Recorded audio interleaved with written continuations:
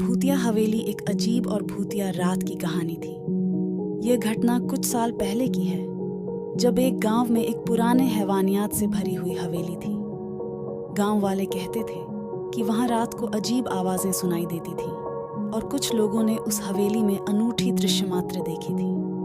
एक दिन गांव के एक जवान युवक ने दोस्तों के साथ उस हवेली में जाने का फैसला किया। चारों ने मना किया, लेकिन वह जवान युवक डरने वाले नहीं थे। उन्होंने उस हवेली में प्रवेश किया। हवेली में प्रवेश करते ही वे सभी थोड़ी चौंक गए, क्योंकि वहां कुछ अलग ही माहौल था। घर की दीवारें पुरानी थीं और वहां का माहौल डरावना था। धीरे धीरे उन्होंने हवेली के अंदर घूमना शुरू किया।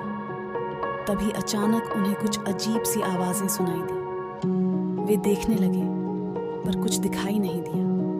तभी एक व्यक्ति की आवाज आई, कौन है वह? जवान युवकों ने घबराकर पीछे मुड़ा और देखा कि एक पुराने आदमी खड़ा था। वह आदमी कुछ अलग ही दिख रहा था। उसका चेहरा थोड़ा अजीब था और उसकी आंखें गहरी स्याही में ढली हुई थीं। वह आदमी बोला, तुम्हें यहाँ आना नहीं चाहिए, यहाँ का माहौल खतरनाक है। जवान युवक और उसके दोस्त देवभक्त थे।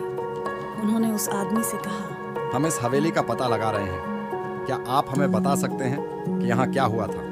आदमी ने कहा, कुछ साल पहले एक अजीब घटना हुई थी। यहाँ के बहुत सारे लोग गायब हो गए थे। इस हवेली में कुछ अजीब शक्ति है जो लोगों को अपनी ओर खींच रही है। जवान युवकों ने उस आदमी से धन्यवाद कहा और हवेली छोड़ दी। घर लौटते समय उन्होंने सोचा, क्या हो सकता है जो इस हवेली में हुआ था? वे अपने दोस्तों को लेकर वापस गांव आ गए। उस रात वे सब नींद में थे।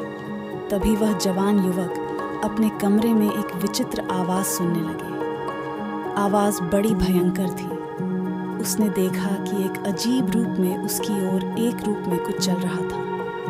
वह डर कर चिल्लाया, कौन है?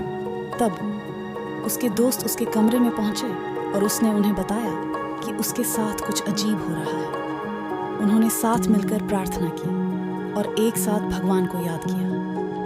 धीरे धीरे आवाज गायब हो गई और सब ठीक हो गया। वह जवान युवक और उसके दोस्तों ने कभी फिर उस हवेली में जाने का निर्णय नहीं किया। उन्होंने उस घटना को कभी भूला नहीं।